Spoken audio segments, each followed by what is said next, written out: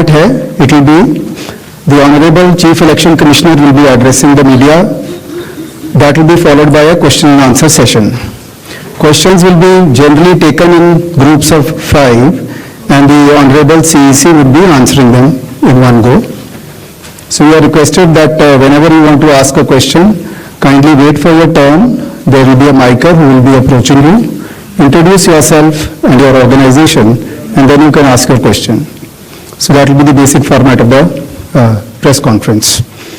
So kindly keep your mobile phones on the silent mode. So,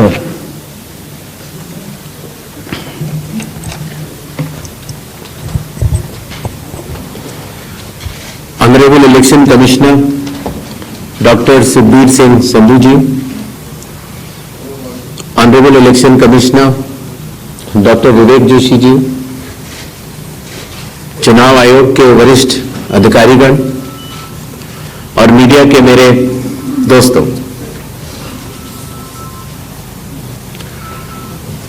सबसे पहले चुनाव आयोग मतदाताओं के नाम एक संदेश देना चाहता है. भारत के संविधान के अनुरूप भारत का हर नागरिक जो 18 वर्ष की आयु पूरी कर चुका हो,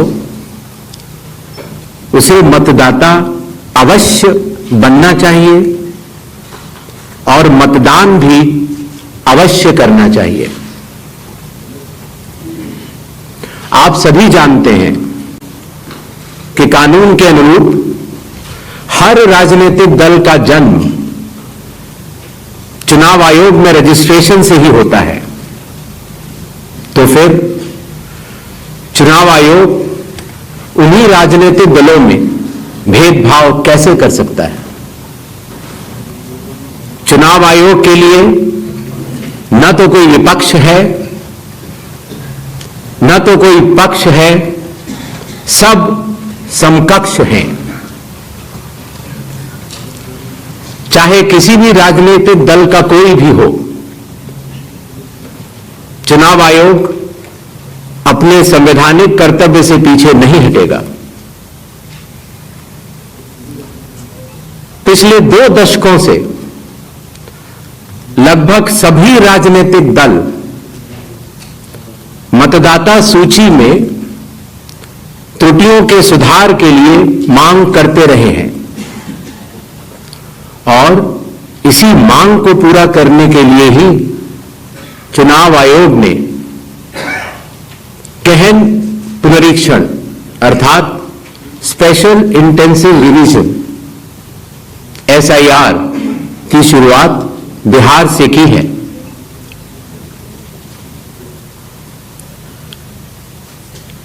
SIR की प्रक्रिया में सभी मतदाता, बूथ लेवल ऑफिसर्स और सभी राजनीतिक दलों द्वारा नामित 1.6 लाख BLAs ने मिलकर एक प्रारूप सूची तैयार की है.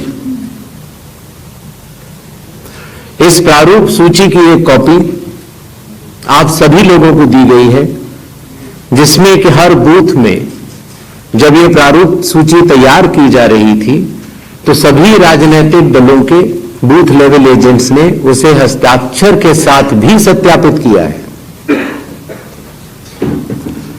इस प्रारूप सूची में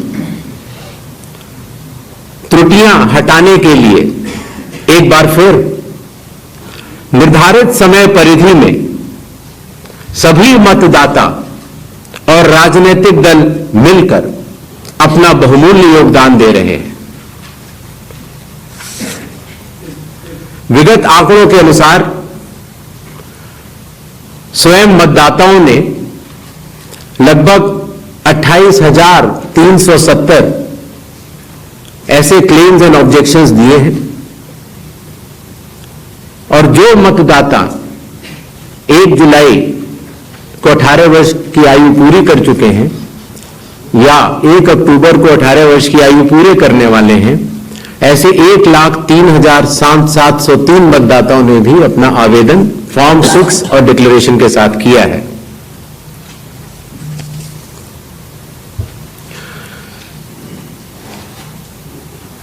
और इन क्लेम्स एंड ऑब्जेक्शंस के लिए, इन त्रुटियों को हटाने के लिए बिहार के एसआईआर में 1 अगस्त से 1 सितंबर का समय निर्धारित है। अभी भी 15 दिन का समय बाकी है।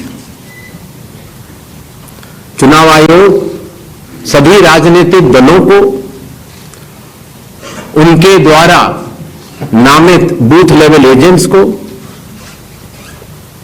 नेशनल लेवल पॉलिटिकल पार्टीज को, स्टेट लेवल पॉलिटिकल पार्टीज को आह्वान करता है कि आने वाले 15 दिनों में जो भी प्रारूप मतदाता सूची उनको दी गई है उसमें अगर कोई भी त्रुटि हो तो उसको प्रिस्क्राइब्ड फॉर्म के तहत जमा करें।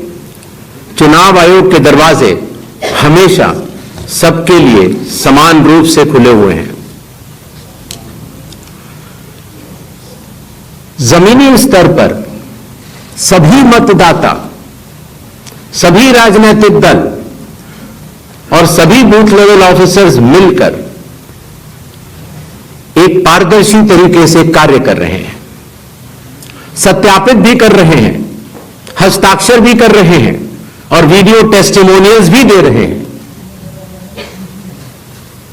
यह एक गंभीर चिंता का विषय है कि राजनीतिक दलों के जिला अध्यक्षों और उनके द्वारा नामित बीएलएस के ये सत्यापित दस्तावेज, टेस्टिमोनियल्स, उनकी आवाज उनके स्वयं के राज्य स्तर के या राष्ट्रीय स्तर के नेताओं तक या तो पहुंच नहीं पा रही है और या फिर जमीनी सच को नजरअंदाज करते हुए भ्रम फैलाने की कोशिश की जा रही है। सत्य तो यह है कि कदम से कदम मिलाकर सभी स्टेक होल्डर्स बिहार के एसआईआर को पूर्ण रूप से सफल बनाने के लिए कटिबद्ध हैं, प्रयत्न कर रहे हैं और कठिन परिश्रम कर रहे हैं। जब बिहार के 7 करोड़ से भी अधिक मतदाता चुनाव आयोग के साथ खड़े हैं तो न तो चुनाव आयोग की साख पर कोई प्रश्न चिन्ह खड़ा हो सकता है और न ही मतदाताओं की साख पर। कानून के अनुसार अगर समय रहते मतदाता सूचियों में त्रुटियां साझा न की जाएं, मतदाता द्वारा अपना प्रत्याशी चुनने के 45 डेज के भीतर माननीय उच्च न्यायालय में चुनाव याचिका दायर न की जाए और फिर वोट चोरी जैसे गलत शब्दों का इस्तेमाल करके जनता को गुमराह करने का असफल प्रयास किया जाए तो यह भारत के संविधान का अपमान नहीं तो और क्या है। जहां तक कि मशीन रीडेबल मतदाता सूची का सवाल है,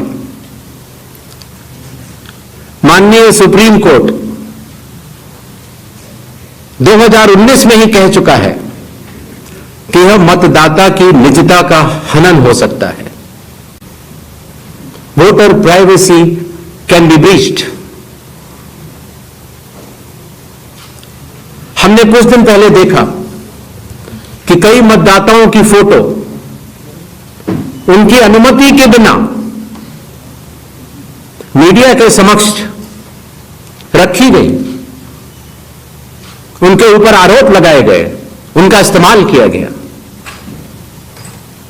क्या अपनी माताओं, बहुओं, बेटियों सहित किसी भी मतदाता की सीसीटीवी वीडियो चुनाव आयोग को साझा करनी चाहिए क्या?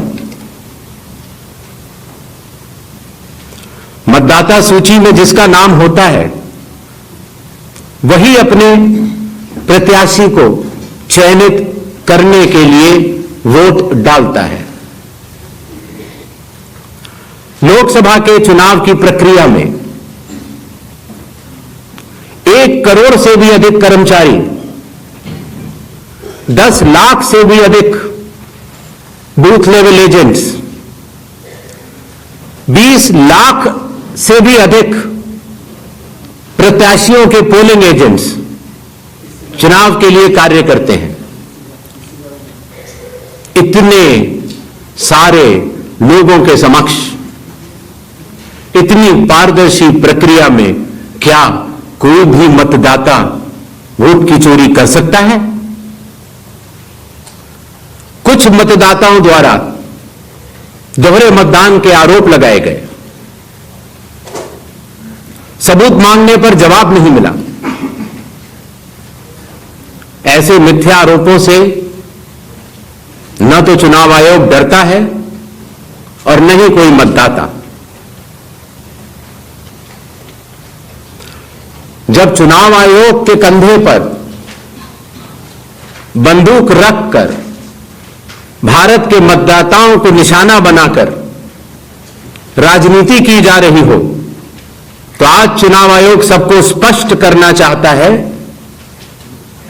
कि चुनाव आयोग निडरता के साथ सभी गरीब, अमीर, बुजुर्ग, महिला, युवा सहित सभी वर्गों और सभी धर्मों के मतदाताओं के साथ बिना किसी भेदभाव के चट्टान की तरह खड़ा था, खड़ा है और खड़ा रहेगा। जय हिंद, जय Bharat.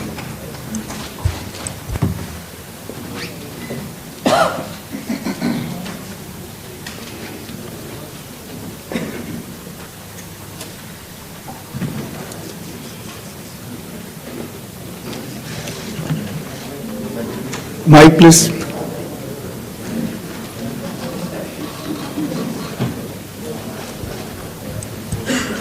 Sir, good evening. I am Prashant from Asianet News. Sir, here. हाँ, Prashant from Asianet News. As you know, after Rahul Gandhi's press conference, there are many issues coming up from different states, including states like Kerala. Will you initiate an inquiry into all these allegations which are coming from different states? next 5 questions. 22.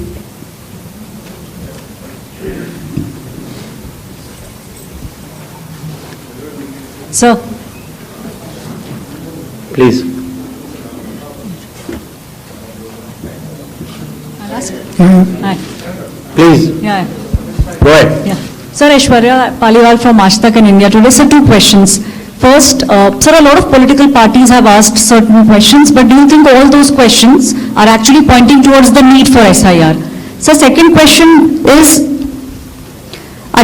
what arrangements you've made for the vulnerable groups? Because a lot of people are asking senior citizens, migrants, marginalized, so if you can focus on that, sir. Okay. 163. Sir, Shriparna from the Hindu newspaper. Sir, during door-to-door survey and enumeration, how many Nepali, Bangladeshi and Myanmarese nationals were found by BLOs? Does the Election Commission have any figures? 80. I'm coming, sir. We have enough time, sir. 80. Ganesh Kumar ji, how are you? I think you are well. This is Sandeep Sharnokar from Bardhaman newspaper. It's a West Bengal, one of the largest newspaper. मेरा question ये है कि बिहार के बाद बंगाल में कब SIR शुरू हो रहा है? 164.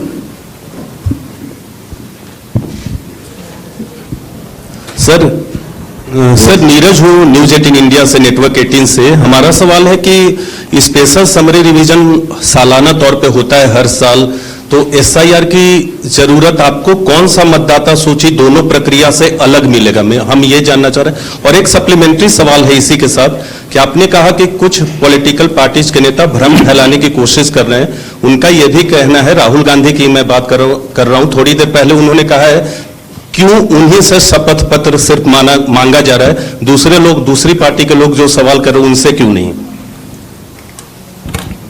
तो इन 5 सवालों को पहले ले लेते हैं।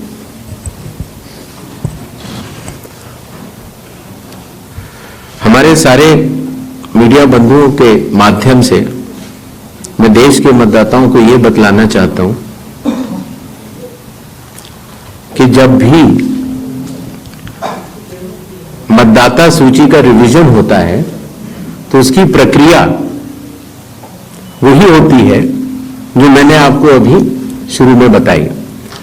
अर्थात सबसे पहले बूथ लेवल ऑफिसर्स और बीएलएज, राजनीतिक दलों के बीएलएज मिलकर एक ड्राफ्ट तैयार करते हैं और उसके बाद सभी राजनीतिक दलों को और उसी असेंबली कॉन्स्टिट्यूएंसी के मतदाताओं को यह अधिकार होता है कि वो उसमें त्रुटियां सुधारने के लिए आवेदन कर सके।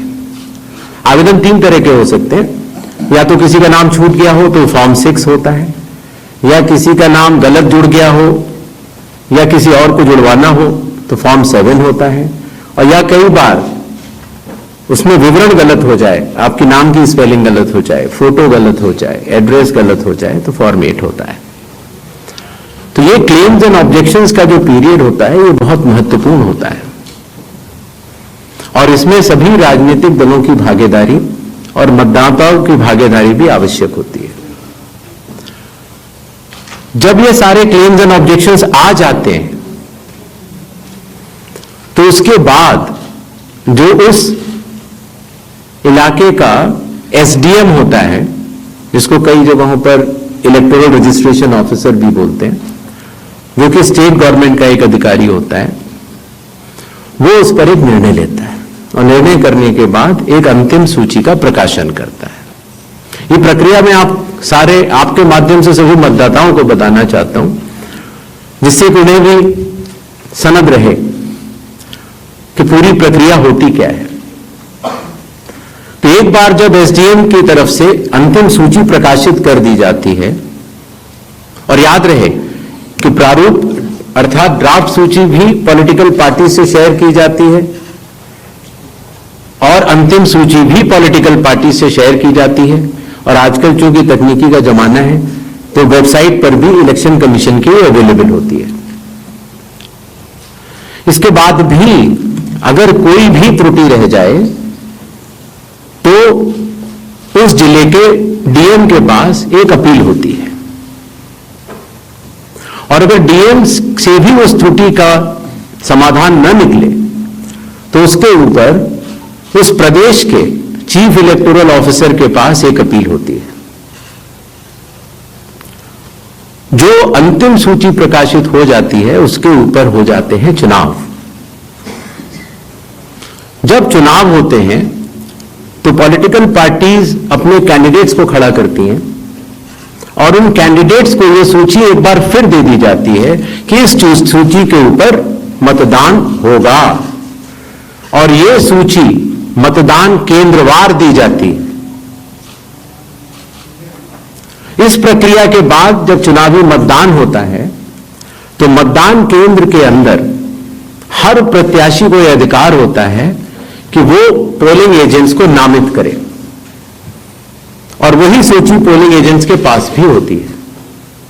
तो उदाहरण के तौर पर जब हमारा कोई मतदाता जब मतदान करने जाता है तो पोलिंग एजेंट्स देखते हैं, और अगर कोई गलत व्यक्ति जा रहा है या कोई 2 बार जा रहा है तो उसके ऊपर ऑब्जेक्शन भी कर सकते हैं।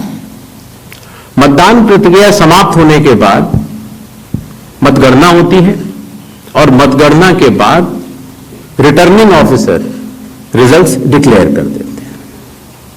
यह एक डिसेंट्रलाइज कंस्ट्रक्ट है। संविधान के अनुसार ये पूरी जिम्मेदारी चुनाव आयोग की है, लेकिन लोक प्रतिनिधित्व कानून के तहत चुनाव आयोग तो एक छोटा सा 800 लोगों का एक समूह है। तो लोक प्रतिनिधित्व कानून के तहत चीफ इलेक्टोरल ऑफिसर, हर जिले का डिस्ट्रिक्ट कलेक्टर, जिसको डिस्ट्रिक्ट इलेक्टोरल ऑफिसर भी कहा जाता है, हर असेंबली कॉन्स्टिट्यूएंसी का इलेक्टोरल रजिस्ट्रेशन ऑफिसर, जो कि एसडीएम भी होता है, बूथ लेवल ऑफिसर्स, ये सभी के सभी सिर्फ इसी काम के लिए चुनाव आयोग के पास डेपुटेशन पर भी रहते हैं, सिर्फ मतदाता सूची और मतदान कराने के लिए। तो जब रिटर्निंग ऑफिसर रिजल्ट डिक्लेयर कर देता है, उसके बाद भी कानून में प्रावधान है कि आप 45 डेज के अंदर आप उच्च न्यायालय जाकर एक चुनावी याचिका दायर कर सकते हैं और चुनाव को चैलेंज कर सकते हैं। जब यह प्रक्रिया 45 दिन समाप्त हो जाते हैं, उसके बाद इस तरह के निराधार आरोप लगाना, चाहे वो केरल हो, चाहे वो कर्नाटक हो, चाहे वो बिहार हो, जब 45 दिन चुनाव के बाद पूर्ण हो चुके हैं और किसी भी दल को, किसी भी कैंडिडेट को कोई भी गलती नजर नहीं आई, तो आज इतने दिनों के बाद इस तरह के निराधार आरोप लगाना, उनका उद्देश्य क्या है, ये सारे मतदाता और देश की जनता पूरा समझती है। जहां तक स्पेशल इंटेंसिव रिवीजन की जरूरत क्यों पड़ी, और स्पेशल इंटेंसिव रिवीजन में और नॉर्मल जो रिवीजन हर साल होता है, दोनों में क्या फर्क है, यह बहुत अहम सवाल है। पिछले 20 सालों में हर साल रिवीजन होता रहा, और जो एनुअल रिवीजन होता है उसमें साधारण तौर से एब्सेंटी, शिफ्टेड और एक जिसे कहते हैं कि एक रैंडम तरीके से उसका रिवीजन कर लिया जाता है।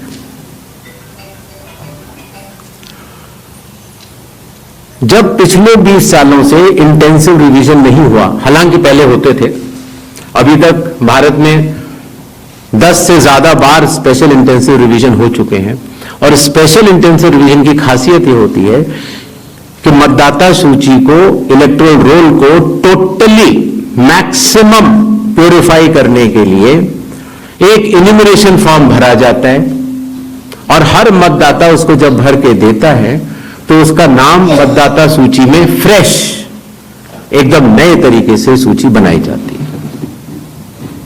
और यह इंटेंसिव रिवीजन इसलिए भी आवश्यक हो गया, एक तो सभी राजनीतिक दलों की लगातार शिकायतें आती जाती हैं कि साहब वहां पर वोट बढ़ गए, वहां पर वोट कट गए, इन लोगों का वोट सही बना, इन लोगों का वोट गलत बना। साथ ही साथ समय के साथ कई लोग जो गांव में रहते थे, जहां पर उनका वोट था, वो शहर में आ गए, उनका वोट गांव में रह गया, और जब वो शहर में आए तो वोट कटवाने की प्रक्रिया की भी अपनी कानूनी जटिलताएं हैं, तो उनका वोट गांव में भी रह गया, शहर में भी हो गया। और आजकल आपको पता है, जैसे जैसे भारत का विकास होता जा रहा है, वैसे वैसे लोग शहर छोड़ के भी दूसरे शहरों में भी जाते हैं। मुझे आशा है कि जितने हमारे मीडिया बंधु हैं, वो भी शायद किसी न किसी दूसरे शहर को छोड़ के यहां पर आए होंगे। तो जब वो यहां रहने लग जाते हैं तो उनका वोट यहां भी बन जाता है।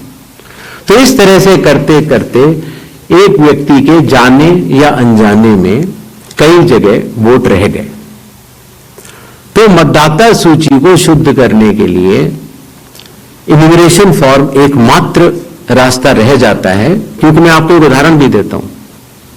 जैसे मान लीजिए श्रीपर्णा चक्रवर्ती जी हैं, उनका पहला वोट था श्रीपर्णा चक्रवर्ती के नाम से, दूसरा वोट जब वो दूसरी बार उन्होंने भरा तो उन्होंने भर दिया एस चक्रवर्ती। पिताजी का नाम मुझे पता नहीं है, माफ करें, लेकिन ए बी चक्रवर्ती भरा। अगली जगह जब उन्होंने भरा तो उन्होंने कहा कि नहीं, अखिल बी चक्रवर्ती। तो यह असंभव हो जाता है जानना कि ये दो व्यक्ति एक है कि नहीं। तो एक ही तरीका है कि उसके लिए इन्यूमरेशन फॉर्म जारी किए जाएं, और एक व्यक्ति एक बार में एक ही इन्यूमरेशन फॉर्म भरेगा। जिससे कि मतदाता सूची का शुद्धिकरण भी होगा। अगर उनका नाम गलत लिख गया है तो वो भी वो सही कर सकते हैं, अगर उनकी फोटो ठीक नहीं है तो वो भी सही कर सकते हैं, अगर उनका पता ठीक नहीं है, माता पिता का नाम ठीक नहीं है तो वो भी ठीक कर सकते हैं। तो ये रही एसआईआर की आवश्यकता। एसआईआर में डोर टू डोर जाना पड़ता है। बूथ लेवल ऑफिसर हमारे बिहार के लगभग 90,000 booth level officers 7 crore 89 lakh लोगों के घर घर जाकर उन्होंने एक एक व्यक्ति को एनुमरेशन फॉर्म दिया। जो लोग मृत पाए गए या जो लोग घर पे नहीं थे, जिन्होंने पड़ोसियों ने कहा या उनके घर वालों ने कहा कि ये परमानेंटली शिफ्ट हो गए हैं, या जिन लोगों ने कहा कि नहीं साहब मैं तो पहले ही दूसरी जगह एनुमरेशन फॉर्म भर चुका हूं, अर्थात उसका नाम 2 जगह था, ऐसे लोगों के फॉर्म वापस नहीं मिले और 7 करोड़ 24 लाख फॉर्म वापस मिले 30 दिन के अंदर। इनमें से एक सवाल यह था कि कितने नेपालीज हैं और कितने बांग्लादेशीज। पहली बात तो मैं स्पष्ट कर देना चाहता हूं कि भारत के संविधान के अनुसार सिर्फ भारत का नागरिक ही एमएलए और एमपी का चुनाव कर सकता है। किसी और कोई अधिकार, किसी और देश के नागरिक को यह अधिकार प्राप्त नहीं है। अगर ऐसे लोगों ने इमिग्रेशन फॉर्म भरा है तो एसआईआर की प्रक्रिया में अपनी पात्रता सिद्ध करने के लिए कुछ दस्तावेज भी मांगे गए, जिनकी गहन जांच 30 सितंबर तक होनी है। और ऐसे केस में जो ऐसे लोग हैं जो कि हमारे देश के नहीं हैं, गहन जांच के दौरान वो पाए जाएंगे और निश्चित तौर से उनका वोट नहीं बनेगा। जहां तक वेस्ट बंगाल के एसआईआर की तारीख की बात है, हम तीनों कमिश्नर्स एक उचित समय देखकर उसका निर्णय लेंगे कि कब वेस्ट बंगाल में होना है या देश के अन्य राज्यों में कब होना है। उसकी तारीखों का ऐलान आने वाले समय में उचित समय पर किया जाएगा। एक और सवाल था कि जब इतनी पारदर्शी प्रक्रिया है तो फिर भ्रम फैलाने वाली कोशिश पर आप कुछ लोगों से ये कह रहे हैं कि फॉर्म 7 दे दें और कुछ लोगों से कह रहे हैं कि आप शपथ पत्र दे दें। इसका जवाब ये है, लोक प्रतिनिधित्व कानून में जो सबके लिए बराबर है, मेरे लिए भी है, आपके लिए भी है और किसी भी सांसद के लिए भी है और किसी भी एमएलए जी के लिए भी है। अगर आप उसी निर्वाचन क्षेत्र के निर्वाचक हैं तो आपको समय रहते शिकायत करने का पूरा मौका है।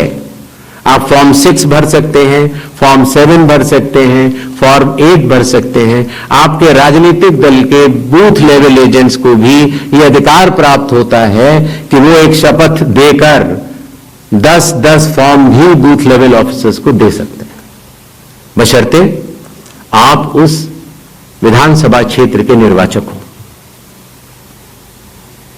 लेकिन अगर आप उस विधानसभा क्षेत्र के निर्वाचक नहीं हैं, उस कॉन्स्टिट्यूएंसी के आप इलेक्टर नहीं हैं, और अगर आप अपनी शिकायत को आगे बढ़ाना चाहते हैं, एक विषय होता है शिकायत करना, एक होता है उसके ऊपर भ्रम फैलाना, और एक होता है उसके ऊपर चुनाव आयोग पर आरोप लगाना।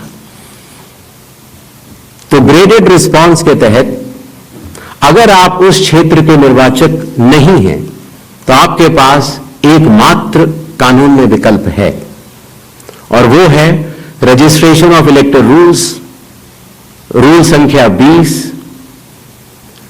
Sub clause 3, sub clause B, जो ये कहता है कि अगर आप निर्वाचक नहीं हैं उस विधानसभा क्षेत्र के तो आप एक विटनेस के तौर पर अपनी शिकायत दर्ज करा सकते हैं, और इलेक्टोरल रजिस्ट्रेशन ऑफिसर को आपको एक ओथ देनी होगी और वो ओथ जिस व्यक्ति के खिलाफ आपने शिकायत की है उसके सामने एडमिनिस्टर करानी होगी।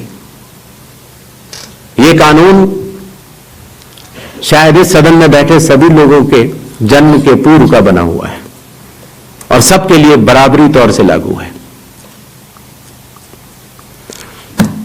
आशा है इन 5 सवालों को मैंने जवाब दे दिया होगा। आगे बढ़े। 4. I am not coming. Hi, sir. Please, I'll come to you, no problem. Hi, sir. Vrinda from Hindustan Times. हाँ, yes. So first question is that initially when the draft electoral rolls were uploaded on the website, these were machine readable and searchable as well. The size was smaller, the pictures were clearer. But soon after Rahul Gandhi's press conference, the rolls were updated and they were changed into non-machine readable, non-searchable, low quality pictures. So was that because a lot of searches were being conducted in these rolls? And secondly, why is the dual epic ID issue there in Bihar? Despite the commission saying back in May that, we have resolved it across the country. 76. Sir मैं मुकेश कौशिकपुर दैनिक भास्कर से। Sir आपने देखा होगा कि Rahul Gandhi leader of opposition ने central Bengaluru की constituency के तहकीकात की और ढेर सारे आरोप लगाए। उनका कहना था कि फेक सस्पिशियस वोटर बन रहे हैं, मैनिपुलेटेड हैं, मास एडिशन हुए हैं। इसके 2-3 दिन बाद ही बीजेपी के पावरफुल लीडर अनुराग ठाकुर जी ने प्रेस कॉन्फ्रेंस की और उन्होंने कहा कि उनके पास कंक्रीट प्रूफ हैं कि कंक्रीट प्रूफ इस बात के कि lakhs of suspicious voters, duplicate voters, fake addresses, age manipulation, mass addition have been found in Wayanad, Raebareli and other constituency. देश की 2 बड़ी राजनीतिक पार्टियां ये आरोप लगा रही हैं कि fake voters, bogus voters, manipulation of age, duplicate voters ये मौजूद हैं। तो आप कितना सहमत हैं और इन आरोपों के आप क्या जांच को कराएंगे? 196. Hi, I'm coming. Shri Ganesh Kumar, मेरा नाम परमजॉय गुहा ठाकुरता है, मैं फ्रीलांस जर्नलिस्ट हूँ। Paranjoy Guha Thakurta. Sir, few questions. इतना हड़बड़ी में आपको SIR करने का क्या जरूरत है जब बाहर चल रहे बिहार में बारिश के समय, और समय बहुत लोग कह रहे बहुत कम है। आपको सुप्रीम कोर्ट ने आदेश किया 14 तारीख के दिन, आपको मशीन रीडेबल जो 65 लाख लोग का नाम नहीं तो आपको देना पड़ेगा। इससे पहले आपने क्यों नहीं दिया? आखिरी सवाल है कि महाराष्ट्र में जो 40 लाख नए वोटर आए हैं और लोग कह रहे हैं कि पहला बार महाराष्ट्र के इतिहास में, भारतवर्ष के इतिहास में वोटर ज्यादा और 18 साल उम्र के लोग कम, और 5 बजे के बाद बहुत लोग वोट दिया। तो ये सारे जवाब मुख्यमंत्री देवेंद्र फडणवीस दे रहे हैं, राजनीतिक दल का नेता दे रहे हैं। चुनाव आयोग अभी तक खामोश थे, क्यों? 279.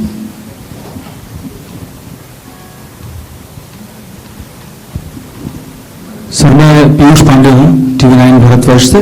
मेरा सवाल ये है कि AI और डीप फेक जैसे तकनीकी खतरे भी मंडरा रहे हैं, राजनीतिक दल उसका प्रयोग भी कर रहे हैं।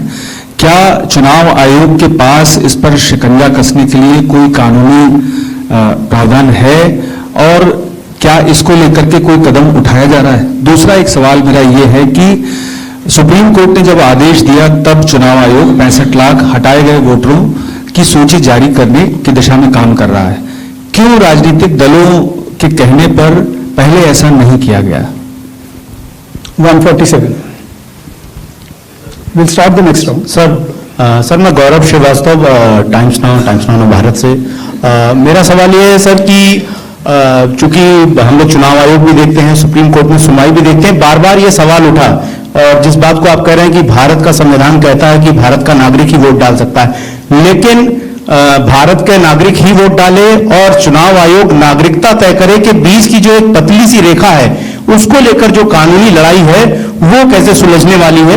और दूसरा ये कि जो ये बार बार विवाद आता है कि वोटर लिस्ट जो है वो सर्चेबल हो, फिर उसमें एक जैसे कई नाम आए, क्या ऐसी कोई प्रक्रिया या आधार को लेकर जो चर्चा है कि अगर आधार से लिंक कर दिया जाए सिर्फ इस मकसद से कि एक व्यक्ति के पास दूसरा वोटर आईडी कार्ड न बनने पाए जब तक कि डेटाबेस में ऐसी जानकारी हो, इसके लिए आयोग क्या कदम उठा रहा है? ठीक, तो इन 5 अपने जर्नलिस्ट का मैं जवाब देता हूं।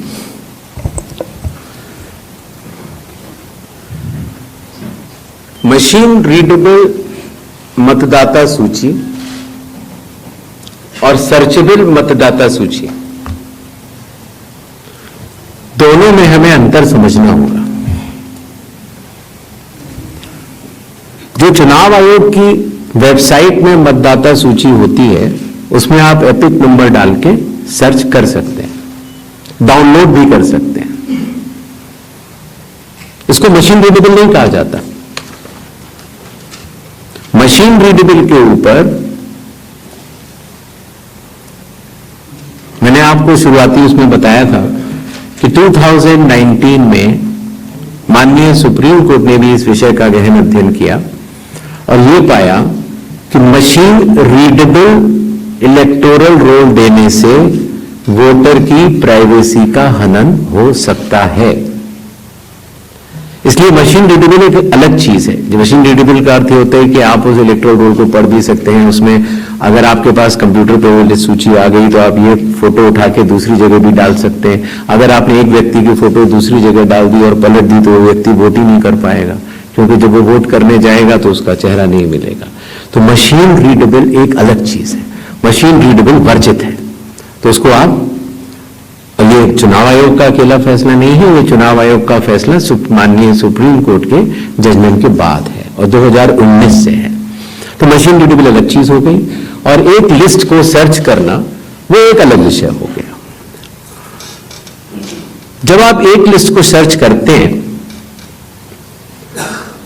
तो उसमें एक सवाल यह आया था कि डुप्लीकेट एपिक की समस्या चुनाव आयोग ने जब पहले सॉल्व कर ली तो इस तरह के डुप्लीकेट एपिक दोबारा कैसे आए। डुप्लीकेट एपिक दो तरीके से हो सकते हैं। एक कि एक व्यक्ति जो वेस्ट बंगाल में है, वो व्यक्ति अलग है, उसका एक एपिक नंबर है, और एक व्यक्ति जो हरियाणा में है उसका एपिक नंबर भी वही है। अर्थात एपिक नंबर 1 व्यक्ति 2।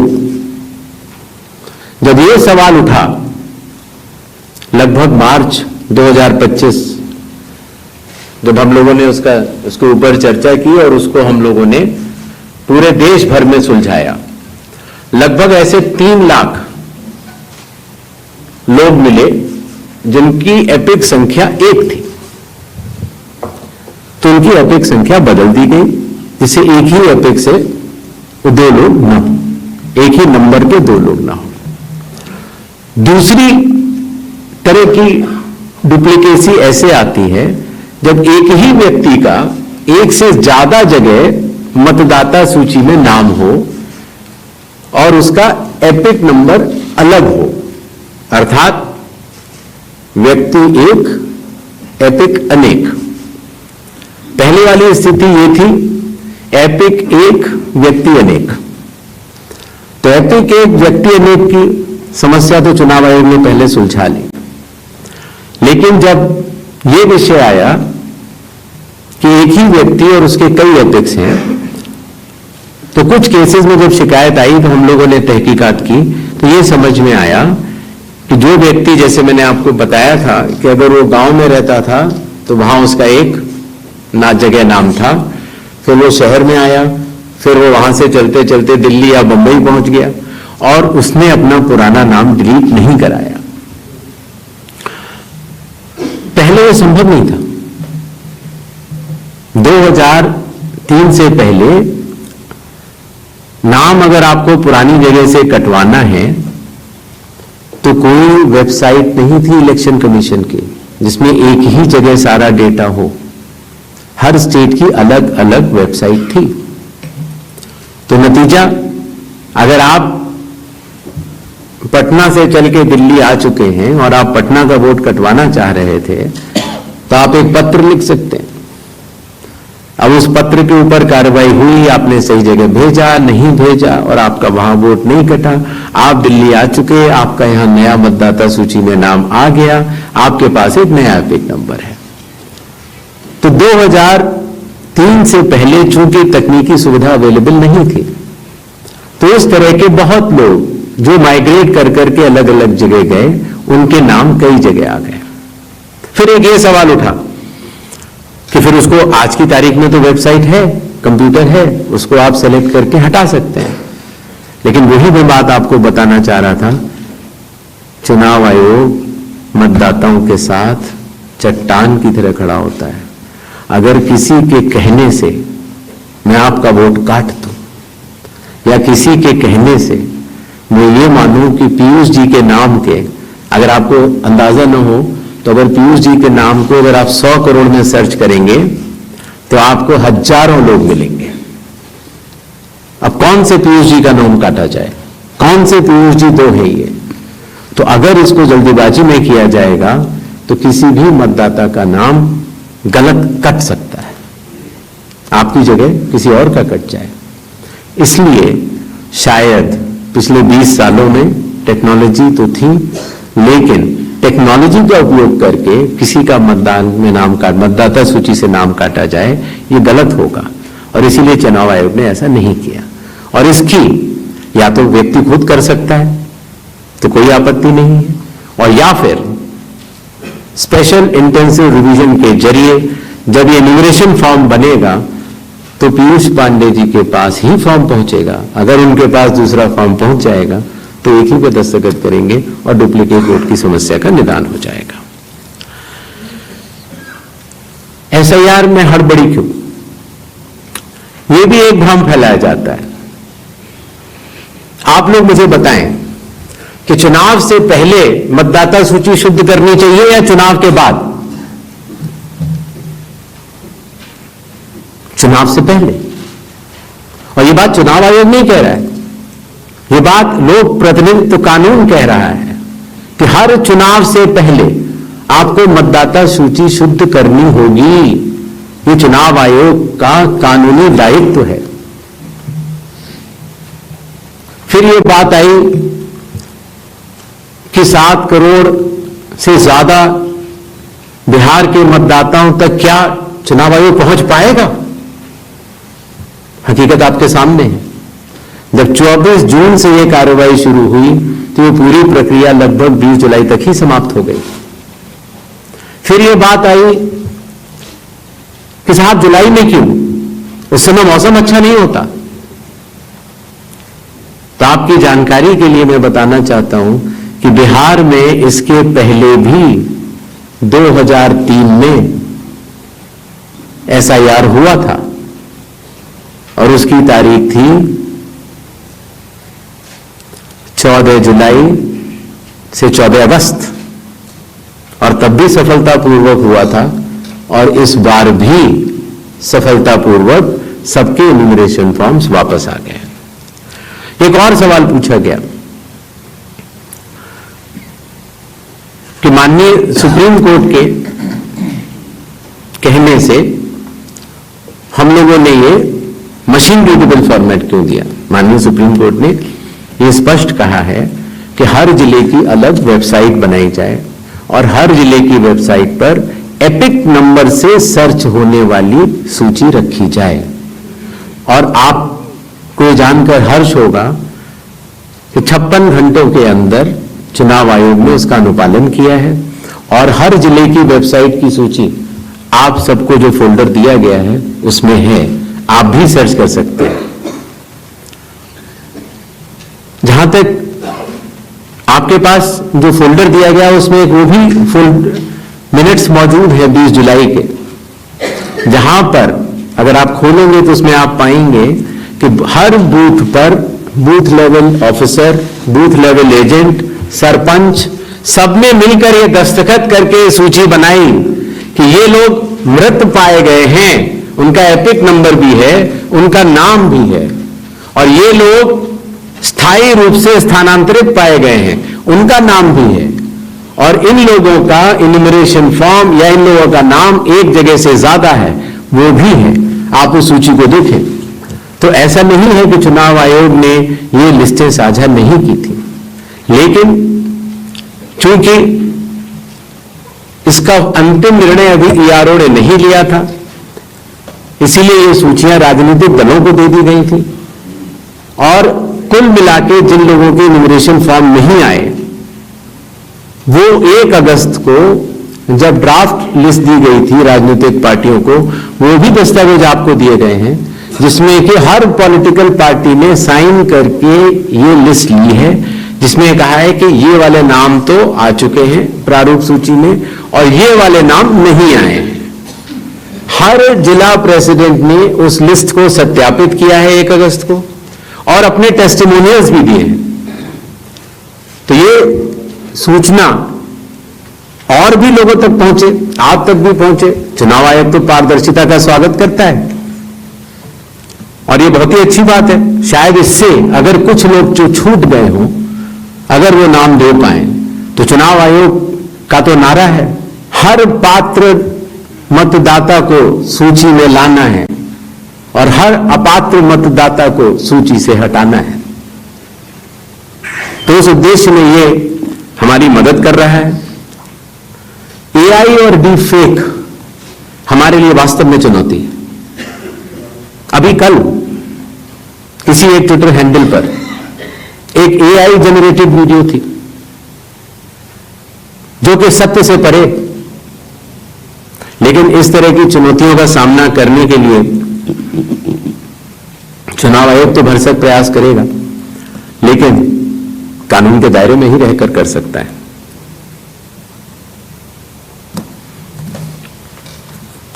एक और सवाल आया था कि आखिर चुनाव आयोग पात्रता की जांच क्यों कर रहा है। संविधान के अनुच्छेद 326 में हर मतदाता की पात्रता स्पष्ट रूप से लिखी गई है और वो पात्रता ये कहती है कि मतदाता सूची में नाम आने के लिए सिर्फ भारत के नागरिक और 18 वर्ष की आयु पूरे कर चुके व्यक्ति ही पात्र हैं। रेजिडेंसी लॉज भी है जो कि अलग कानून में बनते हैं, जो कि ऑर्डिनरी रेजिडेंट है, या कोई व्यक्ति जो संविधान या किसी कानून के अनुरूप उसको वर्जित किया गया है चुनाव लड़ने के लिए, उनका नाम नहीं आ सकता। तो आर्टिकल 326 जो कि चैप्टर इलेक्शंस के अंदर आता है, जो कि हम यहां पर आपके समक्ष बैठे चुनाव आयोग की एक संवैधानिक जिम्मेदारी है, हम उसको निभाने के लिए पात्रता की जांच कर रहे हैं। नेक्स्ट 187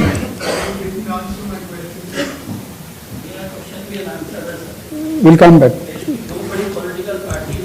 उसका जवाब मैं दे चुका हूं, शायद मैं दोबारा बता देता हूं।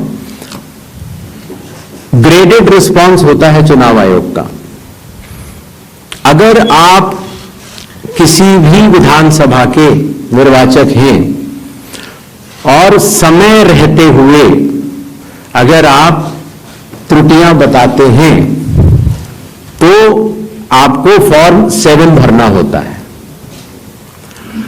अगर आप किसी भी विधानसभा के निर्वाचक हैं और समय परिधि के बाद अगर गलतियां बतलाते हैं तो उसको सिर्फ एक राजनीतिक स्टेटमेंट माना जाता है। अगर समय के बाद आप त्रुटियां बतलाते हैं और मतदाताओं और चुनाव आयोग पर चोरी का आरोप लगाते हैं तो इन तीनों की ग्रेडिंग में फर्क है। और इसीलिए मैं सभी से यह निवेदन करूंगा कि अगर आप निर्वाचक नहीं हैं और अगर आपको शिकायत करनी है चुनाव आयोग के समक्ष, तो आपके पास, मेरे पास, किसी भी सांसद के पास, किसी भी एमएलए के पास और आपके पास भी सिर्फ एक ही विकल्प है, और वो विकल्प है registration of electoral rules, rule 20 sub clause 3 sub clause B, जिसमें कि आपको इलेक्टोरल रजिस्ट्रेशन ऑफिसर के सामने जिस भी कारण से आप बता रहे हैं कि ये गलत है, आप वो एविडेंस प्रोड्यूस करेंगे और आप शपथ लेंगे और आप इस बात को बताएंगे आगे। 187. Gyanesh sir, We'll come back. Ankit Gupta ABP news से।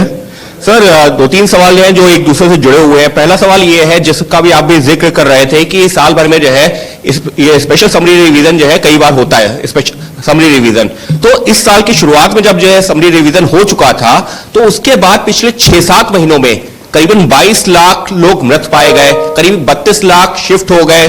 तो ये आंकड़ा पिछले 6-7 महीने में 22 लाख लोग मर कैसे सकते हैं, ये सवाल उठाया जा रहा है। अगर समरी रिवीजन हुआ था और अब तक, तो ये आंकड़ा जो है क्यों इतना ज्यादा भिन्न, पहले ये सब क्यों नहीं हुआ?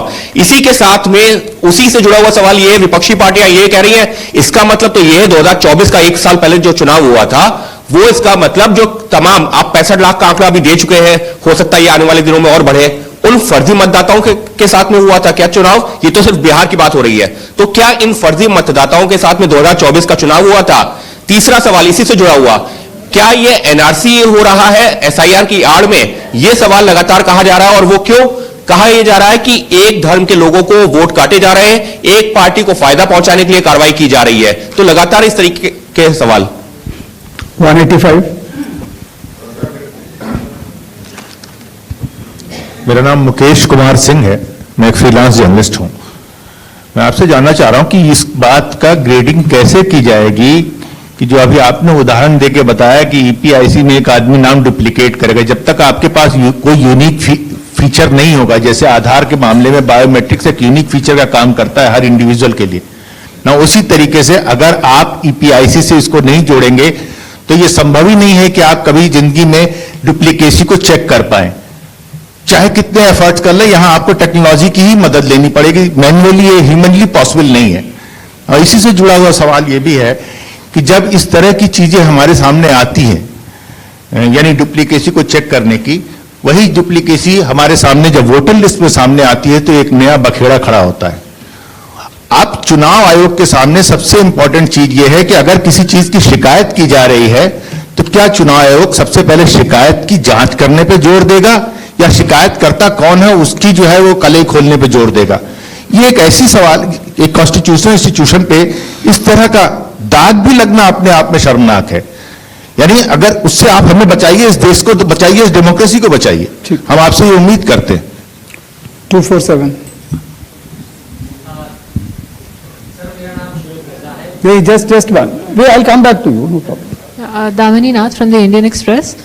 Sir, 7.24 crore electors forms were received as of 1st August. So how many of these submitted documents along with that? And now that 15 days are over, how many more documents have been made for these electors? And the other question I have is regarding, recommended by BLO and not recommended. What is the basis on which BLO will recommend or not recommend if the documents have not been submitted? 39.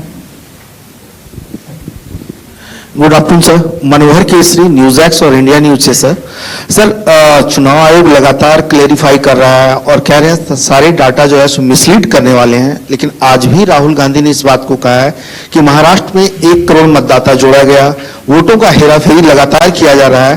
तो क्या इससे चुनाव आयोग की छवि धूमिल नहीं हो रही है? अगर धूमिल हो रही है तो आप लोग लीगल एक्शन उनके खिलाफ क्यों नहीं ले रहे? दूसरा, लगातार वोटर का जो है सो ट्रस्ट चुनाव आयोग पर इससे कम हो रहा है, तो ट्रस्ट बढ़ाने के लिए आप लोग क्या करेंगे? 218.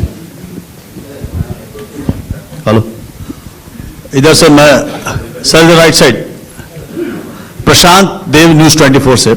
2 सवाल हैं सर मेरे। पहला सवाल यह है कि जो 65 लाख नाम कटने की बात आ रही है, ये तो ठीक है, आंकड़े बढ़ भी सकते हैं, घट भी सकते हैं। कितने नाम जुड़े फॉर्म 6 के, मतलब नए मतदाताओं, जब से एसआईआर शुरू हुई कितने नाम जुड़े? दूसरा, आपने कई बार ये बात कही कि निराधार आरोप लगाए जा रहे हैं, वोट चोरी की जा रही है जिसमें कोई सत्यता नहीं है। अगर ये बात सच है, दूसरी तरफ आप ये कहते हैं कि वैध मतदाता कोई छूटे नहीं, और अगर कोई लीडर, कोई भी लीडर अगर इस तरह का झूठ बोल रहा है, क्या आपके पास कोई अधिकार नहीं उनके खिलाफ कानूनी कार्रवाई करने का? आप उनको बनाते हैं, रजिस्ट्रेशन देते हैं। ये 2 सवाल है सर। पहला ये था कि 6 महीनों में इतने मृत लोग कैसे पाए गए? शायद इसका जवाब मैं पहले दे चुका था कि पिछले 20 सालों से जब ये नॉर्मल रिवीजन होता है तो घर घर जाकर इन्यूमरेशन फॉर्म नहीं दिया जाता है, और शायद इसलिए कई बार जब घरों में किसी की मृत्यु हो जाती है तो वो इंफॉर्मेशन बीएलओ के पास कैसे आएगी? तो बीएलओ के पास अगर उस परिवारजनों ने न बताई तो बीएलओ के पास संभव नहीं होगा।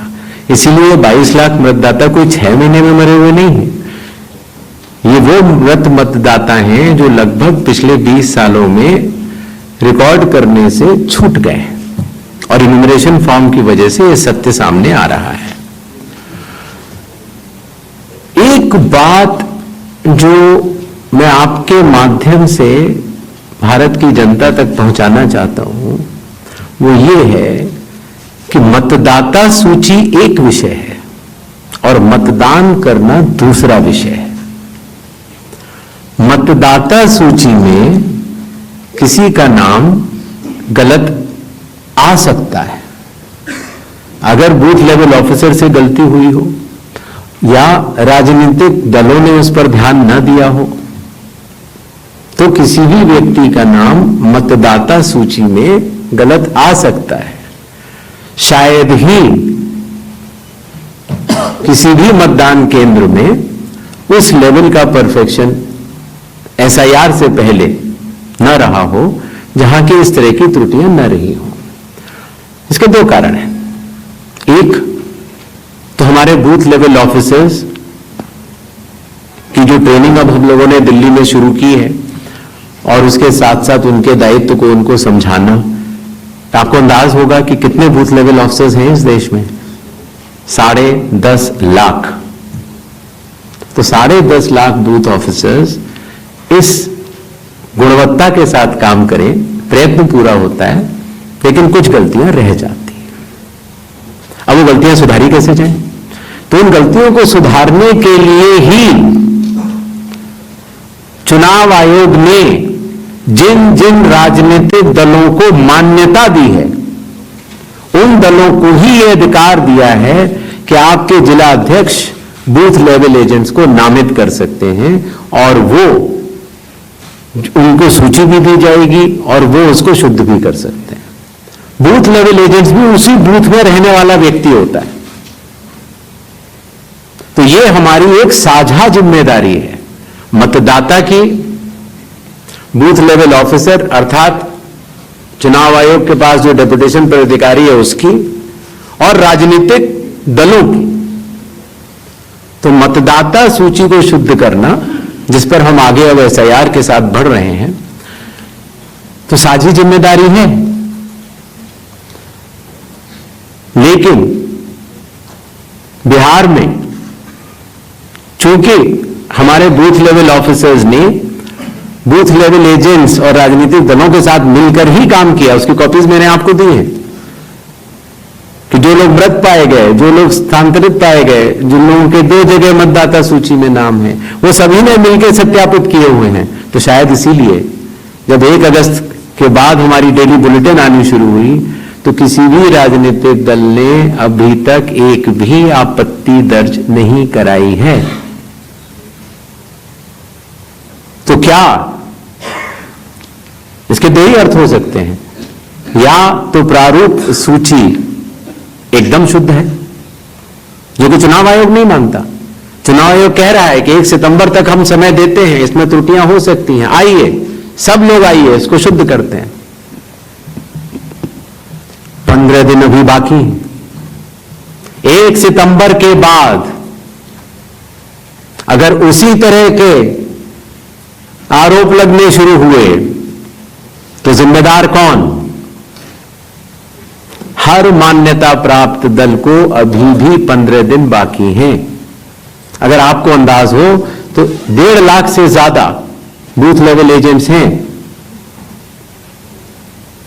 बूथ लेवल ऑफिसर तो सिर्फ जो हम लोगों ने किया था तो 77,000 थे, उसके आधे थे। हम लोगों ने ये काम 20 दिन में समाप्त कर दिया था। तो मतदाता सूची का गहन परीक्षण एक एक नाम के आगे मैं निवेदन करना चाहता हूं, आपके जरिए आह्वान करना चाहता हूं कि सभी 12 राजनीतिक दल चाहे वो राष्ट्रीय पार्टी के हों, चाहे वो स्टेट पार्टीज के हों, अभी भी समय रहते 1 सितंबर से पहले इसमें गलतियां बताएं। चुनाव आयोग सुधारने के लिए तैयार है, लेकिन 1 सितंबर के बाद नहीं, क्योंकि उसके बाद वही दौर शुरू हो जाता है कि मतदाता सूची एक अलग चीज होती है और मतदान अलग चीज होती है। मतदान में जब कोई वोटर वोट करने जाता है और वो बटन दबाता है तो एक ही बार दबा सकता है। मतदाता सूची में अगर 2 जगह नाम हो तो वोट चोरी कैसे? नहीं हो सकती। वोट तो एक मतदाता एक ही बार डाल सकता है, और इसीलिए हमने कहा था कि चूंकि इस तरह की पीपीटीज बनाई जाएं जिसमें कि चुनाव आयोग के डेटा को गलत तरीके से एनालाइज किया जाए और उसके जरिए यह कहा जाए कि चूंकि मतदाता सूची में ये नाम है इसीलिए मतदान गलत हुआ। मतदाता सूची और मतदान 2 अलग विषय हैं और इन दोनों को अलग अलग ही देखा जाता है। दोनों के कानून भी अलग हैं। मतदाता सूची का कानून है लोक प्रतिनिधित्व कानून 1950 और मतदान करने का कानून है लोक प्रतिनिधित्व कानून 1951। दोनों के नियम अलग हैं, दोनों के लोग अलग हैं, और दोनों चीजों को जुड़ा के ऐसा भ्रम फैलाना कि अगर मतदाता सूची में कोई ऐसी चीज है, जैसे एक विषय आया था, किसी ने कहा कि साहब हाउस नंबर 0 है, 80,000 लोगों के हाउस नंबर 0 है, इसीलिए वो फर्जी है। अगले दिन कई सारे मतदाता खड़े हो गए, उन्होंने कहा नहीं साहब हम तो यहां रहते हैं। तो आपके थ्रू मैं जनता को बताना चाहता हूं कि हर पंचायत और हर म्यूनिसिपैलिटी में जरूरी नहीं है कि आपका घर होते हुए भी उसको घर का नंबर दिया गया। तो चुनाव आयोग जो कि एक एक मतदाता को ढूंढ कर उसका वोट डलवाता है। आपको पता है अरुणाचल प्रदेश का एक गांव है मालेगांव, जहां सिर्फ एक मतदाता बहन के लिए पूरा चुनाव आयोग 2 दिन तक ट्रैकिंग करके जाता है और उनका वोट लेके आता है। वही चुनाव आयोग जो गिर फॉरेस्ट के पीछे एक महंत है, उनके लिए 1.5 दिन की ट्रैकिंग करने जाता है, पूरा वोट बूथ बनाता है और वोट लेके आता है। उस कर्मठता से, और आज से नहीं 75 सालों से, उस विरासत से, कर्मठता से कार्य करने वाले चुनाव आयोग के ऊपर अगर निराधार आरोप आप मतदाता सूची और मतदान को मिला के और जनता के सामने अगर ये कहें कि चोरी हो रही है तो ये गलत बात है। जनता सब समझती है। किसी व्यक्ति के अगर 2 जगह वोट भी हो तो भी वो एक ही जगह वोट करने जाता है। 2 जगह वोट करना कानूनी अपराध है। और अगर कोई भी व्यक्ति ऐसा कहता है तो सबूत तो चाहिए। सबूत मांगा था, मिला नहीं। इसी तरीके से जिन लोगों के पास घर नहीं होता, आप लोग भाग्यवान हैं, कई लोगों के पास घर नहीं होता लेकिन उसका नाम भी मतदाता सूची में होता है। और उसका पता क्या दिया जाता है? उसका पता वो जगह दी जाती है जहां वो व्यक्ति रात को सोने आता है, कई बार सड़क के किनारे, कई बार पुल के नीचे, या कई बार लैंप पोस्ट के किनारे। और फिर अगर ये कहा जाए कि वो फर्जी मतदाता है, ये हमारे गरीब मतदाताओं, बहनों, भाइयों और बुजुर्गों के साथ एक बहुत बड़ा खिलवाड़ है। 0 नंबर। आपको पता है इस देश में करोड़ों लोगों के घरों के पते के आगे 0 नंबर है। क्यों? क्योंकि पंचायत, म्यूनिसिपैलिटी, जिस घर में वो रहते हैं उन्होंने उनका नंबर नहीं दिया। शहरों में अनऑथराइज्ड कॉलोनीज हैं जहां उनको नंबर नहीं है, तो वो अपने फॉर्म में क्या पता भरें? तो चुनाव आयोग के निर्देश कहते हैं अगर ऐसा कोई भी मतदाता इस देश में है, चुनाव आयोग उसके साथ खड़ा है और उसको नोशनल नंबर देगा और चूंकि कंप्यूटर में जब उसको भरते हैं तो वो 0 दिखता है। इसका अर्थ ये नहीं है कि वो मतदाता नहीं है। मतदाता बनने की शर्तों में आपका पता इतना अनिवार्य नहीं है जितनी कि आपकी नागरिकता और आपके 18 वर्ष की आयु पूरा होना और जितना कि आप उस बूथ के आजू बाजू में रहते हैं। इन अनिवार्यताओं के तहत ही आपका वोट बनता है। शिकायत के ऊपर जांच क्यों नहीं होती, इस सवाल का जवाब भी देना बनता है। अगर मीडिया में किसी एक व्यक्ति के बारे में शिकायत आ जाए तो चुनाव आयोग कहता है कि नियम में तो नहीं है लेकिन कर लेनी चाहिए। वो सीईओ को बोलता है, या सीईओ कई बार चीफ इलेक्टोरल ऑफिसर स्वतः संज्ञान ले लेते हैं, डीएम स्वतः संज्ञान ले लेते हैं और जांच कर लेते हैं। लेकिन अगर आरोप 1.5 लाख मतदाताओं का हो तो क्या बिना किसी सबूत के, बिना किसी हलफनामे के 1.5 लाख मतदाताओं को नोटिस जारी कर दिया जाए?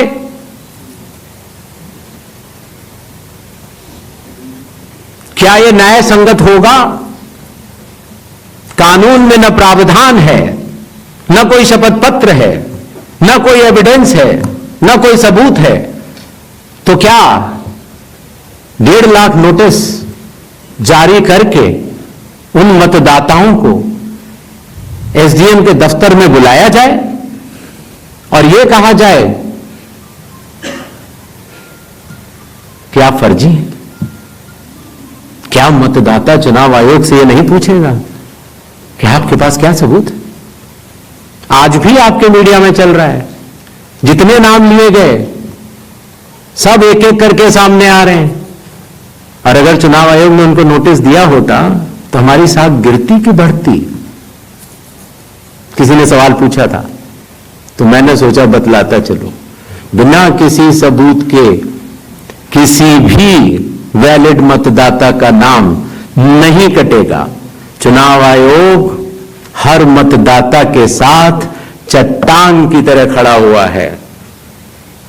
अगर कोई सोचता है कि एक पीपीटी देकर, जो कि चुनाव आयोग के आंकड़े नहीं हैं, चुनाव आयोग ने मतदाता सूची जरूर दी है,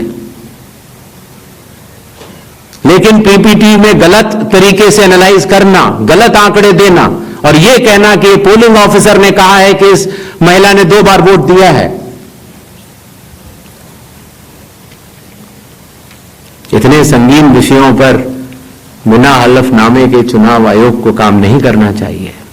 यह संविधान और कानून दोनों से विरुद्ध में होगा। और यह भी मैं आपको बतलाना चाहता हूं कि यह सवाल जो आया था ट्रस्ट, मैंने आपको पहले भी कहा था कि जहां तक मतदाताओं की बात है, हिंदुस्तान में 60% से ज्यादा वोटिंग होती है। जो दुनिया के बड़े बड़े जनतंत्र जिसके लिए सोच सकते हैं, दुनिया का सबसे बड़ा जनतंत्र है भारत। दुनिया का सबसे बड़ी मतदाता सूची हमारे पास है, लगभग 90 करोड़ से 100 करोड़ के बीच में। सबसे बड़ी मतदाता सूची, सबसे बड़े चुनाव कर्मियों की फौज, सबसे ज्यादा मतदान करने वाले लोगों की संख्या, और इन सब के समक्ष, सारे मीडिया के समक्ष यह कहना कि अगर मतदाता सूची में आपका नाम एक बार और है तो आपने 2 बार मतदान किया होगा और कानूनी अपराध किया होगा, और मेरे सारे मतदाताओं को अपराधी बनाना और चुनाव आयोग शांत रहे, संभव नहीं। हलफनामा देना होगा या देश से माफी मांगनी होगी, तीसरा विकल्प नहीं है। आपके माध्यम से मैं यह भी कहना चाहता हूं, अगर 7 दिन में हलफनामा नहीं मिला तो इसका अर्थ ये सारे आरोप निराधार हैं और हमारे मतदाताओं को यह कहना कि वो फर्जी हैं, इसके ऊपर जो भी इस बात को बोल रहा है उसको माफी मांगनी चाहिए। महाराष्ट्र में वोटर लिस्ट बढ़ी, समय रहते जब ड्राफ्ट सूची थी तो दावे और आपत्ति क्यों नहीं जमा कराए गए? जब रिजल्ट निकल आया तब याद आया कि ये गलत था और एक भी मतदाता का नाम सबूत सहित आज तक चीफ इलेक्टोरल ऑफिसर महाराष्ट्र को नहीं मिला। चुनाव हुए 8 महीने हो गए।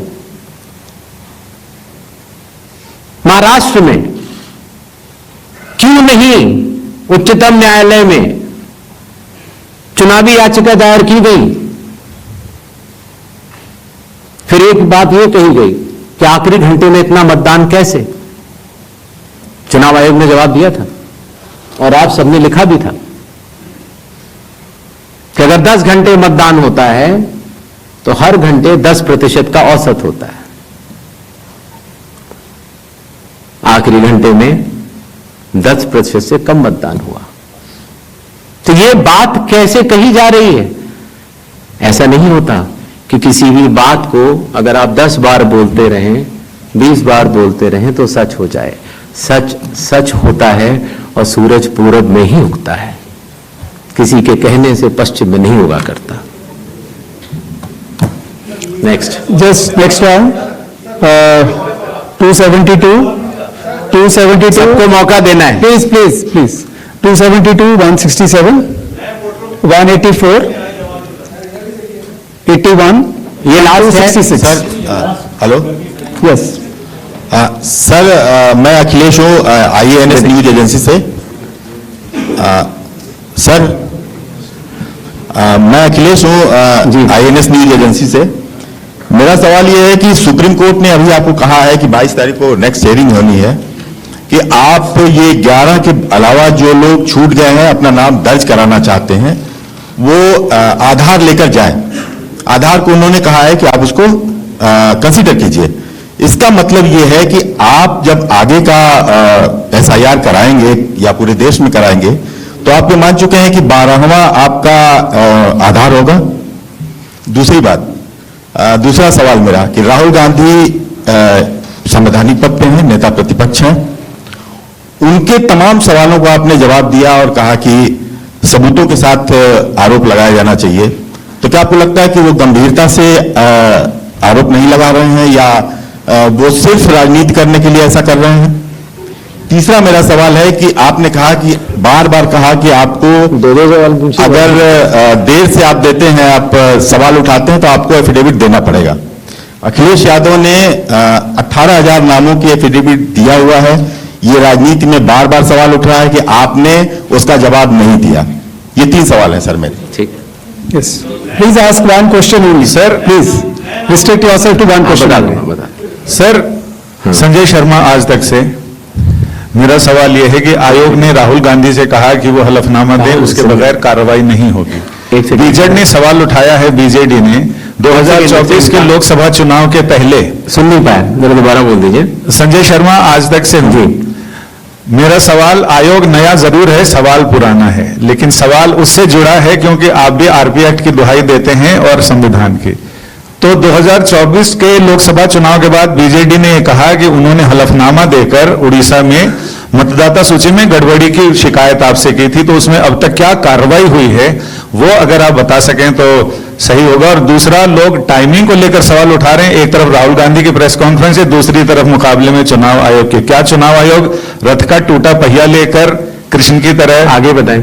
जी जी हाँ, भाषा देखिए, भाषा अच्छी रहे तो अच्छा लगता है। जी सर, मैं इंडिया टीवी से शोएब रजा।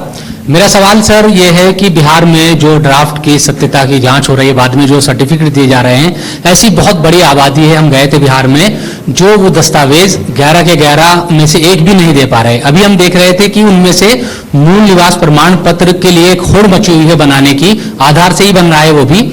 तो उन लोगों के लिए मुश्किल हो रहा है कि जो 15 दिन का अब समय बचा है उसमें भी अगर वो मूल निवास प्रमाण पत्र या इस तरह कोई सर्टिफिकेट नहीं बनवा पाते और एक बड़ी आबादी ऐसी रह जाती है जिसकी सत्यता नहीं होती, तो उनके लिए आप लोग क्या करेंगे? 266 इधर दीजिए। 266 Sir, Anubhuti Bishnoi from the Economic Times. So I'll repeat this question because you haven't replied to that one. 7.2 crore enumeration forms have come in. how many have come in without Yeah, any I'll of the reply. 11 documents? I told her I'll reply. Yes. 81. Sir, second, sir, in 2004, when intensive revision was carried out, it's an EC order which clearly states that Arunachal and Maharashtra are being left out of intensive revision because polls are due, assembly polls are due within months. But you have, the Election Commission this time has set aside that principle for Bihar. If you could explain that. Okay. Third, when you took over as CEC, you have identified political parties as a key stakeholder, and you've also held rounds of meetings and consultations with them.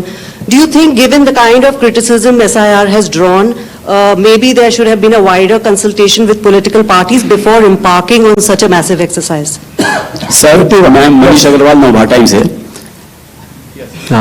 Sir जैसा कि आपने कहा राहुल गांधी के बारे में कि हलफनामा देना होगा या देश से माफी मांगनी होगी 7 दिन के अंदर, नहीं तो हम मानेंगे सारे आरोप निराधार हैं। अगर राहुल गांधी ऐसा नहीं करते हैं तो क्या भ्रम की स्थिति ऐसी देश में फैली रहेगी? चुनाव आयोग अपने स्तर पे क्या इस बात को कंफर्म करेगा कि जो वोटर लिस्ट हमारी है वो बिल्कुल ओके है और आरोप निराधार हैं? सेकंड इज, जो एसएसआर हर साल होता है सर, जैसे बिहार की बात करें तो 22 साल बाद हो रहा है, तो 3 साल वोटर हर साल जुड़े, 65 लाख अगर वोटर, तो क्या हमारी चुनाव आयोग की कोई जिम्मेदारी नहीं जो हर साल एसएसआर हो रहा है कि वे कैसे एटलीस्ट डेड वोटर कैसे जुड़ रहे हैं हर साल? तो क्या उनकी भी कोई जवाबदेही बनती है सर? Thank you. पहली बात, प्लीज। पहली बात ये दोबारा आई कि साहब डेट्स को लेकर पूछा गया, तो मैंने स्पष्ट किया था कि लोक प्रतिनिधित्व कानून के अंतर्गत जो रिवीजन होता है वो चुनाव से पहले होता है। बिहार का चुनाव 22 नवंबर 2025 से पहले संपन्न किया जाना है, क्योंकि बिहार की जो हमारी विधानसभा है उसकी कालावधि वहां समाप्त हो रही है। हमारे पास 1 जनवरी 2025 का एक स्पेशली रिवाइज किया हुआ एक रोल था, इंटेंसिव नहीं था। आमूमन तौर से चुनाव से 6 महीने से अगर ज्यादा हो तो हम लोग को वोटर लिस्ट रिवाइज करनी चाहिए।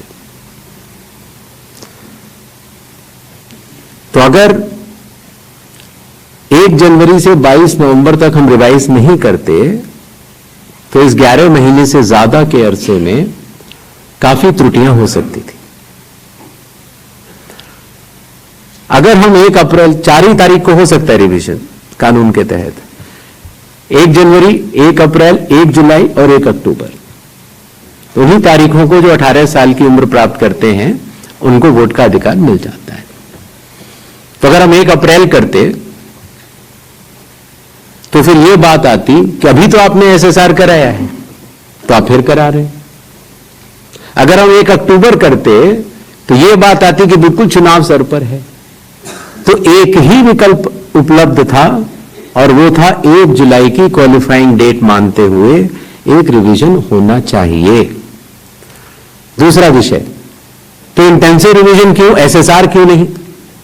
ये बात मैं आप लोग ही तो कह रहे हो कि एसएसआर में इतना गहन परीक्षण नहीं हुआ, इसीलिए कई त्रुटियां पाई गई जो कि अब इन्यूमरेशन फॉर्म से आ रही हैं। दरअसल एसआईआर ही तो है जो इन सारे आरोपों का जवाब है।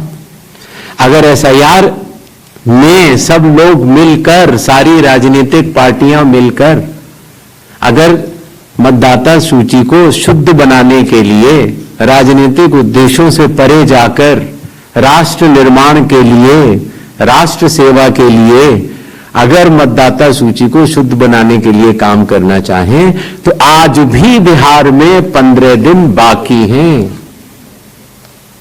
और चुनाव आयोग उन सभी का शुक्रगुजार रहेगा जो मतदाता सूची शुद्ध करने के लिए अपना योगदान देंगे। ये बात कही गई कि किसी एक राज्य से, उड़ीसा से या उत्तर प्रदेश से कुछ शिकायतें की गई। बात वहीं की वहीं है।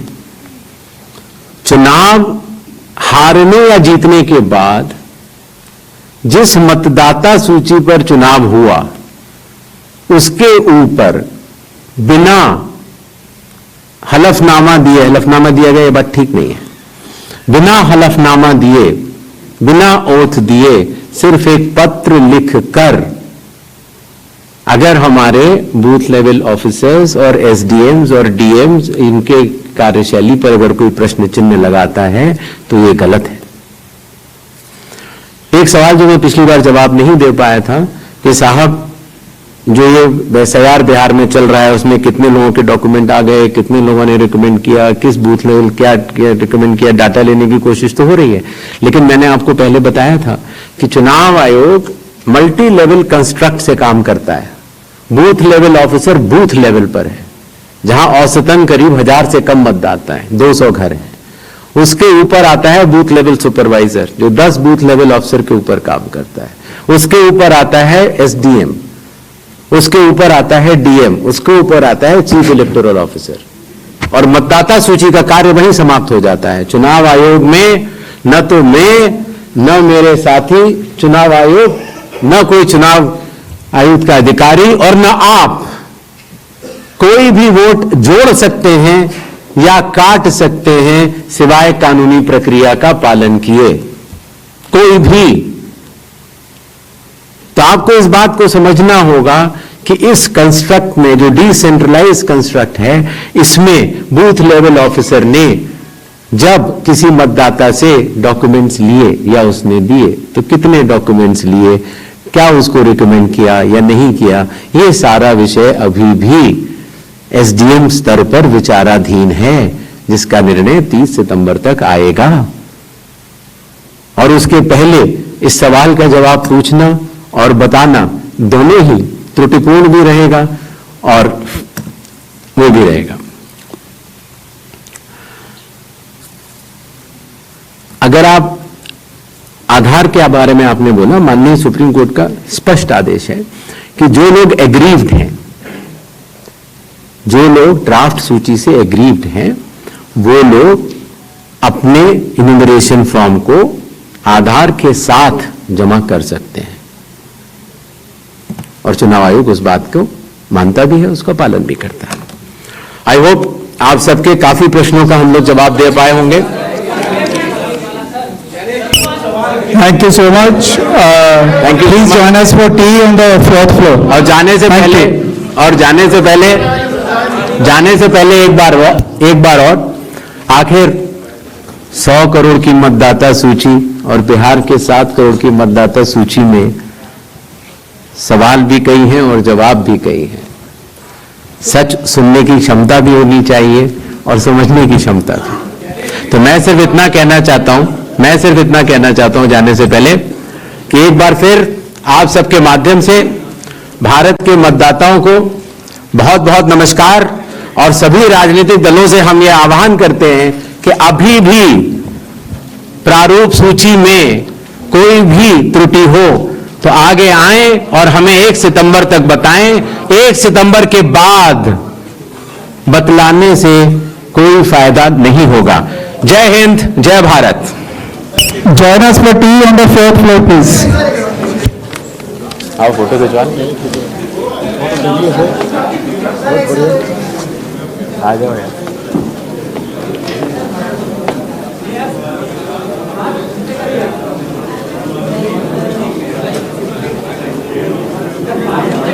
चलिए, हो गया।